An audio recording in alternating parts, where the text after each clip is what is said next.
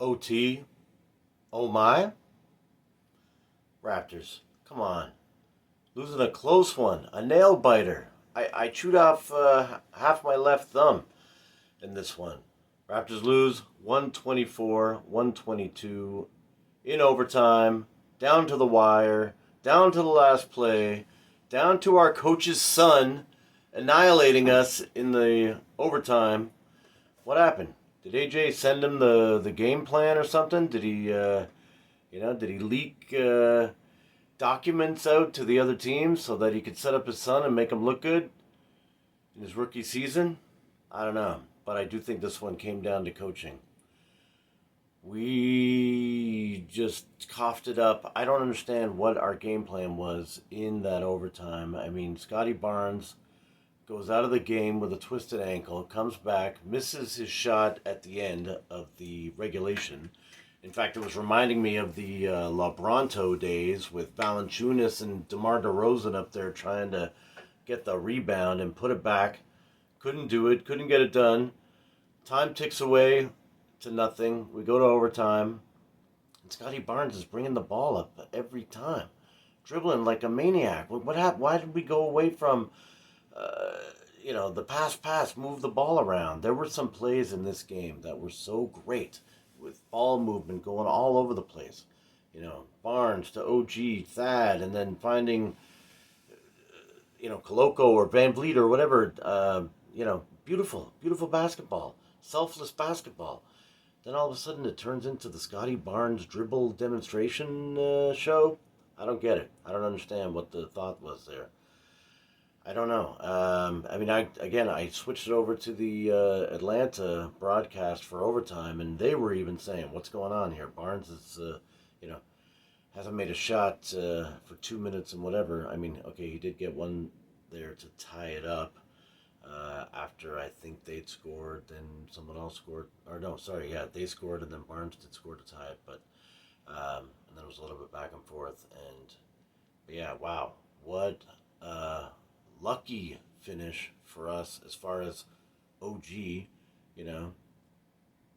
up there with ice in his veins, hitting those shots to tie it, and then I don't know what they let Griffin like down low, all alone, unguarded. I mean, they kick it out to Trey. You'd think he's gonna try some crazy long shot, but he hurls it down the court to Griffin, who still has enough. I think I don't know. It looked like it was .7 or .8 on the clock when they passed it to him.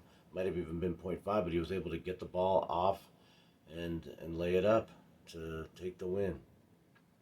Very sad game. I don't know where we can start. I think that coaching, I mean, I don't, obviously it's crazy to pick on Nick Nurse, but I still believe Nick Nurse is overrated.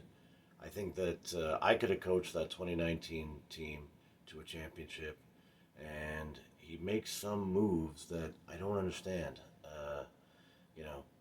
his thought process. This game started out right from the beginning a little awkward.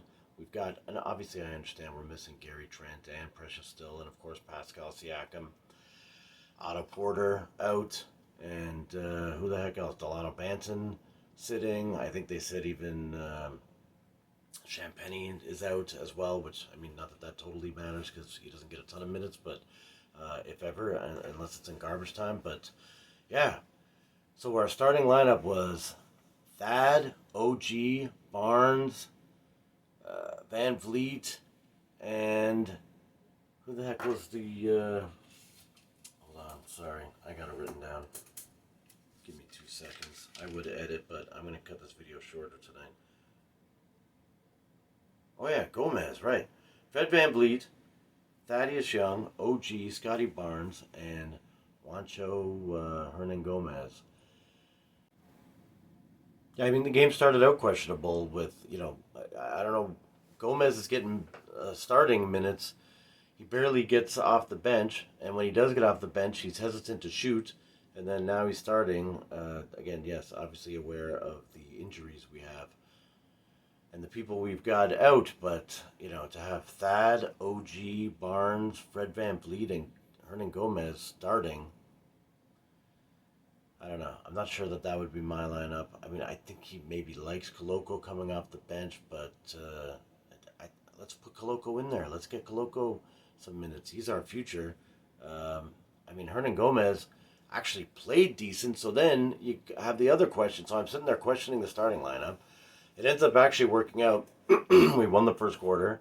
We really, won the second quarter by at least I think it was 5, and then had the same amount of points, 27 each in the third.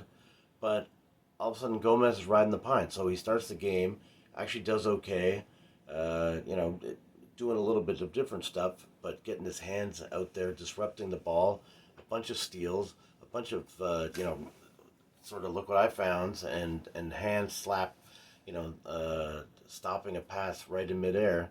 And then suddenly he's sitting on the bench for the entire fourth quarter. Anyways, I don't know. I don't want to sit here and go on a total negative rant about the coaching staff, but it does seem just a little inconsistent. Yeah, I will still give them the benefit of the doubt. I mean, hey, listen, let's look at a couple of positives. OG stepping up, but again, like that's why I'm questioning why are we giving it to Barnes so many times on the down the stretch, or even like let's get Van Vliet. His three wasn't going, but doesn't it mean that he's eventually going to hit them? Let's give him a shot putting up a three. But anyway, or yeah, get the ball. OG with that dunk and showing like I said, the ice in his veins on the free throws. Scotty Barnes, love Scotty Barnes. The guy's in his second year. He hasn't totally earned becoming the man down the stretch. But hey, Malachi.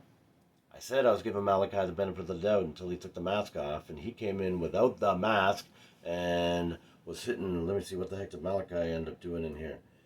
17 points. He was a +9. Very good. I'm looking for his threes. Oh man. Oh, there it is. 3 of 6. So yeah, 50% shooting from 3. Nice job, Malachi. You were looking good. You were actually useful, but too bad you fouled out of the game when we maybe could have used, some plays we were running. We seemed to kind of get a flow going around you. They love having the two guards, one off the ball. But again, that was another strange call. We've got Van Vliet and Flynn and Barnes out there. I don't understand, why we're not sticking another big guy into the lineup. But anyway, so yeah, that was a positive. OG positive. Even Barnes was a positive. I mean, it's too bad the way he came down on his ankle there. It didn't look like he stepped on anyone's foot. He just was, coming down after trying to. I think it was still a rebound at that point. It might have been the shot block that he went up for. But yeah, it landed with his leg or ankle, going all the way almost to the floor. Anyway, well, they made it close. It wasn't boring, but sadly, a win that, I think we could have used. We're going to somehow need to have this victory and win the season series. They said there was one more game coming up in Toronto against Atlanta because these guys could be battling with us. I mean, we're clearly a superior team. We dominated them in the first game, and we dominated them in most of this game. It really just kind of fell apart in the last few minutes with a couple of plays of theirs and us not, either getting the stop or converting on the other end. So yeah, we're clearly a superior team. They're sitting in third. We're sitting in sixth. A win would have catapulted us, ahead of them. Sadly, we couldn't get it done. So now we've only got 3 games in the next 9 days. So I guess we hope that everyone ahead of us catches up to us in the loss column, and they trickle sort of down past us. But tough loss today. Tough loss today. I feel disgusted, and now my Saturday night is going to just be depressing. Anyway, Mr. Beast for President.